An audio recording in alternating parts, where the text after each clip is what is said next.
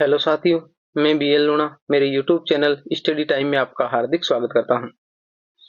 हम हिंदी साहित्य का इतिहास पढ़ रहे हैं और उस हिंदी साहित्य के इतिहास में हम जो भक्ति काल है वो पढ़ रहे हैं।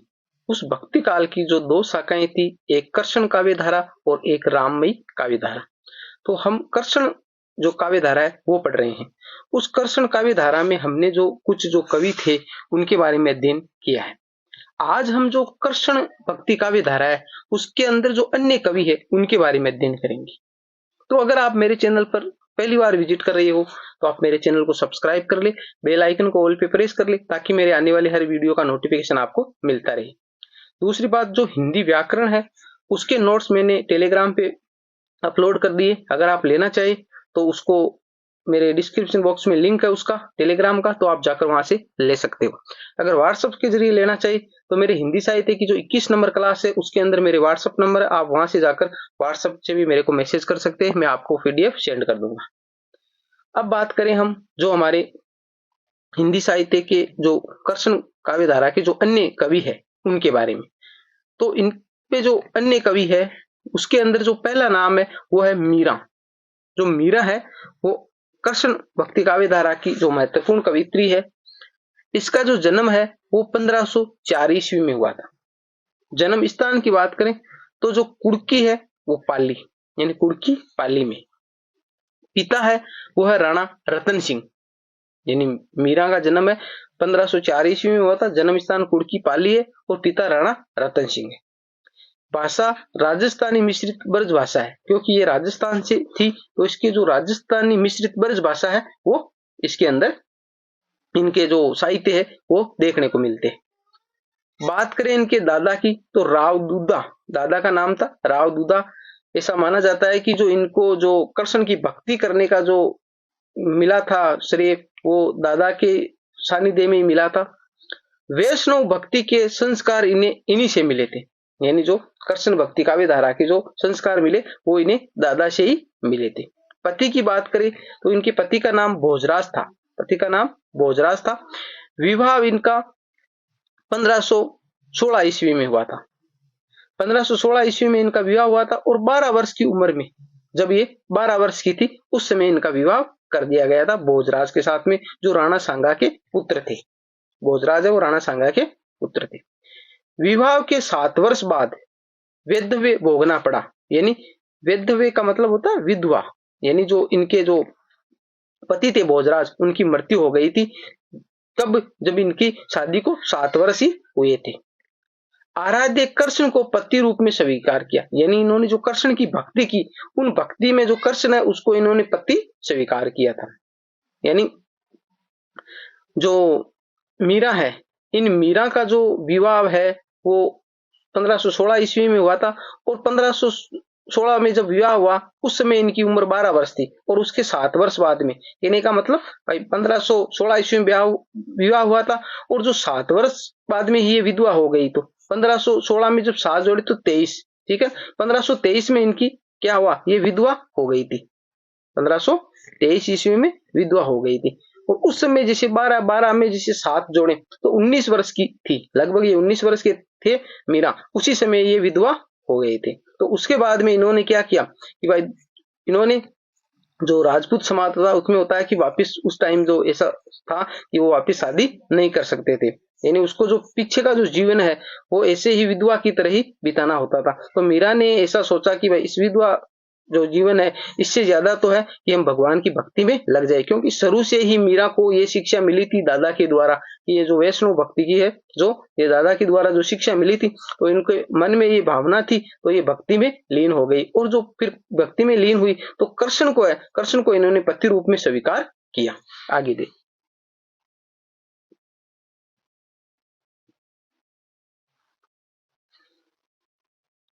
इनकी जो भक्ति है वो माधुर्य भाव की भक्ति है, दाम्पत्य भक्ति, यानी दाम्पत्य भक्ति या माधुर्य भाव की भक्ति इसलिए क्योंकि इन्होंने कृष्ण को पति के रूप में स्वीकार किया है।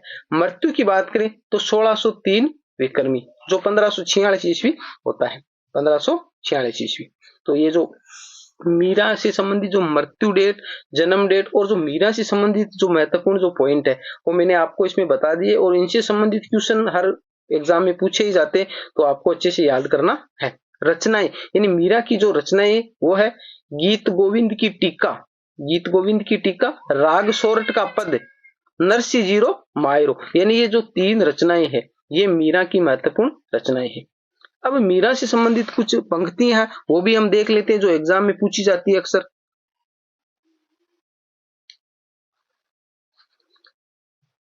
प्रमुख पंक्ति की बात करें तो है बसो मेरे नैनन में नंदलाल, सावण में उमगयो मारो हियरो, भड़क सुनी हरी आवणरी। यानी जो ये पंक्तियां हैं ये पंक्तियां देखकर पूछी जाती है एग्जाम में, ये पंक्तियां किससे संबंधित है, तो ये मीरा से संबंधित पंक्तियां हैं, तो आपको ये याद करनी है। आचार्य परशुराम चतुर्वेदी ने इनकी रचनाओं का संकलन मीरा पदावली नाम से किया है, यानी मोस्ट है ये, यानी मीरा पदावली नाम से किसने मीरा के जो रचनाएं उनका संकलन किया है, तो आचार्य परशुराम चतुर्वेदी है।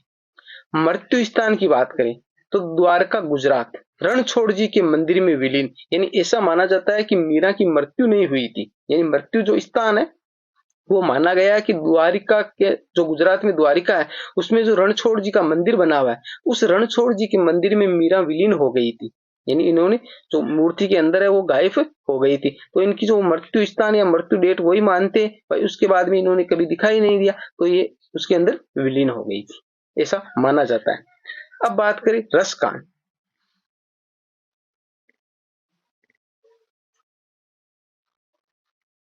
रसकान एक मुसलमान कवि थे जिन्होंने कृष्ण के बारे में बहुत रचनाएं की है। जन्म इनका 1533 ईस्वी में हुआ था, 1533 ईस्वी में। बात करें मृत्यु की तो 1618 ईस्वी। मूल नाम इनका शहीद इब्राहिम था, मोस्ट याद रखना, रसकान का मूल नाम क्या था, शहीद इब्राहिम। भाषा इनकी ब्रज थी, यानी मीरा की भी जैसे राजस्थानी मिश्रित ब्रज भाषा थी, यानी ब्रज भाषा थी पर राजस्थान का मिश्रण था उसमें, क्योंकि राजस्थान से थी तो राजस्थान का मिश्रण होना स्वाभाविक था। रसकान की जो भाषा है वो ब्रज थी। शैली इनका दोहा, कवित और सवैया शैली, यानी दोहा, कवित और सवैया जो छंद होते उनके अंदर इन्होंने अपना जो रचनाएं है वो की है। रचनाओं की बात करें तो प्रेम वाटिका और दान लीला इसकी महत्वपूर्ण रचना है, इसकी रसकान की प्रेम वाटिका और दान लीला।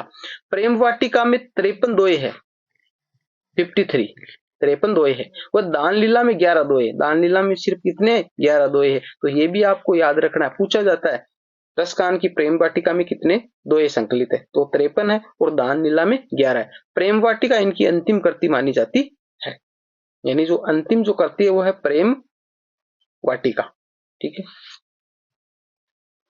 आगे जो रचना है वो सुजान रसखान, सुजान रसखान अष्टयाम, ये भी है जो हमारे रसखान की है। इनकी प्रसिद्धि का कारण सुजान रसखान है, यानी जो प्रसिद्ध हुए थे ये जो सुजान रसखान जो रचना की उनसे ज्यादा ये प्रसिद्ध हुए थे रसखान।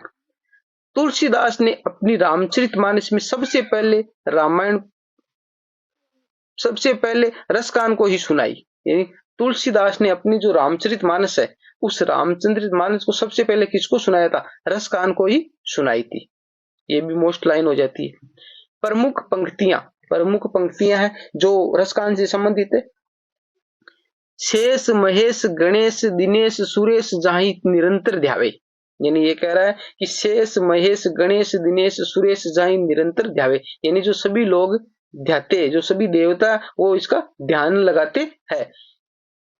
या कुटी अरु कमरिया पर राज तिहुपुर को गजी डारो, मोर पका सिर ऊपर राख्यो गुंज की माल गरे पहिरोगा, यानी ये जो महत्वपूर्ण इनकी जो रसखान से संबंधित जो लाइनें जो अक्सर एग्जाम में देखकर पूछते हैं, तो ये लाइनें आपको 2 4 5 बार आप याद करोगे तो हो जाएगी। कुछ इनमें जो शब्द दे रखे उन शब्दों को आप पकड़ लीजिए और पकड़ के उनसे जोड़ लीजिए, जैसे कमरिया रसखान या लकुटी रसखान, इस मोर पका रसखान, तो इस प्रकार आप अटैच कर लीजिए तो वो शब्द देखकर आप उसको पकड़, जैसे आपने मोर पका रसखान ऐसे कर लिया तो मोर पका नाम दिखे तो आपको रसखान करना, या लकुटी नाम दिखे, तो इस प्रकार करके आप 1-2 शब्द को पकड़ लीजिए और उसको कर लीजिए। पूरी लाइनें याद करना क्योंकि साहित्य है बहुत लंबा चौड़ा है, पूरी लाइनें हम याद नहीं कर सकते क्योंकि दिमाग की एक निश्चित सीमा होती है, तो इसको आपको स्मार्ट तरीके से याद करना है।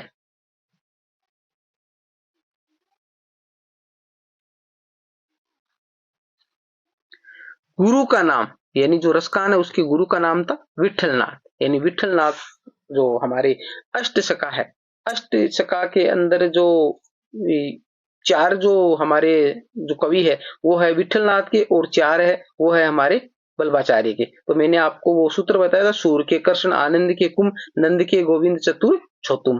तो ये जो रसकान है वो भी क्या है, विठलनाथ के ही शिष्य है। इन मुसलमान हरिजनन पे कोटिक हिंदू वारी, ये भारतेंदु ने कहा था। यानी इन मुसलमान हरिजन पे कोटिक हिंदू वारी, ये लाइन आपसे देखकर पूछ सकता है कि इन मुसलमान हरिजन पे कोटिक हिंदू वारी, ये लाइन भारतेंदु हरिश्चंद्र ने किसके बारे में कही थी? तो ये लाइन है वो रसकान के बारे में कही थी। यानी जो रसकान है मुसलमान थे, जो ये हरि के भजन करने वाले थे, तो ये कह रहे कि जो करोड़ों हिंदू है वो इन पे वारी जाते हैं, इन्होंने जो ऐसी रचनाएं की है। अब ऐसा भी पूछा जा सकता है कि इन मुसलमान हरिजन पे कोटिक हिंदू वारी, ये पंक्ति किसने कही थी? तो ये भारतेंदु हरिश्चंद्र ने कही थी। तो एग्जाम में किसी भी तरीके से क्वेश्चन बना सकता है, आपको याद होना चाहिए। अब बात करें जो सुजान रस कान है, उस सुजान रस कान में 181 तो कवित है, 17 सवैये है, 12 दोये है और 4 सोटे है। तो ये भी आप याद रखना, पूछा जाता है। सुजान रस कान में 181 कवित, 17 सवैये, 12 दोये और 4 सोटे है। अब जयदेव कवि, यानी जो जयदेव कवि है उसकी एक रचना गीत गोविंद, रत्नाकर कवि है उसकी है उद्धव शतक, नरोत्तम दास की है सुदामा चरित, और विठलनाथ की है सर्वोत्तम सरोत और श्रृंगार रस मंडन। तो ये जो रचनाएं हैं, जो कवि है, इनकी जो रचनाएं महत्वपूर्ण है, इनके नाम पूछे जाते हैं, भाई ये रचना किसकी है, तो ये भी आपको अच्छे से याद होनी चाहिए। आगे देखो,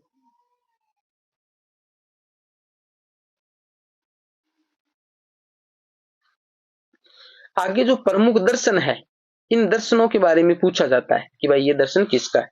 तो जो जैसे सांख्य दर्शन वो है कपिल मुनि का, योग दर्शन पतंजलि का, न्याय दर्शन गौतम का। अब देखो ये जो तीन है, इन तीन को मैंने इस प्रकार, जैसे कंफ्यूजन हो जाता है वहां आता है। तो जैसे न्याय दर्शन, अब न्याय दर्शन वहां नाम आ गया, तो वहां पर जैसे गौतम, पतंजलि, कपिल ऐसे नाम दे रखे होते, तो फिर हमारे को कंफ्यूजन होता है कि यार न्याय दर्शन था या सांख्य दर्शन था गौतम का, इस प्रकार कंफ्यूजन पैदा हो जाता है। तो इसको मैंने ऐसे याद रखा कि एक कपिल नाम का मेरे दोस्त है, ठीक है, कपिल नाम का दोस्त है, तो आप ऐसे टच कर दे, तो कपिल है वो मेरा दोस्त है, तो कहने मतलब सखा है वो, तो सखा का मतलब जो सांख्य हो गया, भाई सांख्य हो गया। तो सांख्य यानी क्या नाम, सखा है वो, भाई सांख्य से हो गया सखा। तो सखा कौन है, कपिल है, तो कपिल मुनि, यानी सांख्य दर्शन की स्थापना कपिल मुनि ने की थी, ठीक है। अब जो पतंजलि, पतंजलि का तो हमने कई बार सुना है भाई, ये जो बाबा रामदेव उसके जो प्रोड्यूट आ रहे पतंजलि के, तो योग कौन कर रहा है, रामदेव कर रहा है, तो इस प्रकार याद हो गया। अब रही गौतम, तो न्याय, न्याय जो गौतम भगवान, जो बुद्ध थे गौतम भगवान, तो वो क्या न्याय करने वाले थे, ठीक है। तो इस प्रकार करके आपको इसको अटैच कर लीजिए, यानी एक को आप इससे अटैच कर लोगे तो कहने का मतलब फिर वो पीछे बचेगा, तो इस प्रकार आपको याद हो जाएगा। पूर्व पूर्व मीमांसा दर्शन वो जेमिनी का है, उत्तर मीमांसा दर्शन बादरायण का है, श्यादवाद पार्श्वनाथ का है।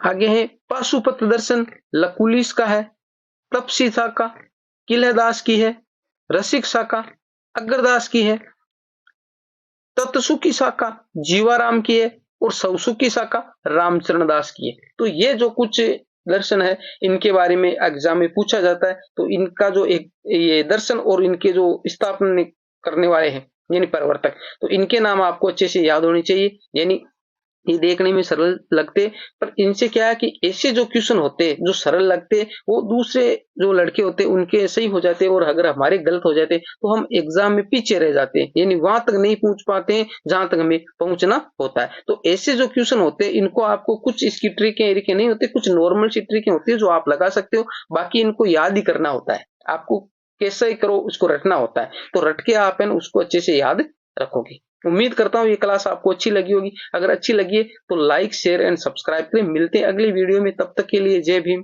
जय भारत।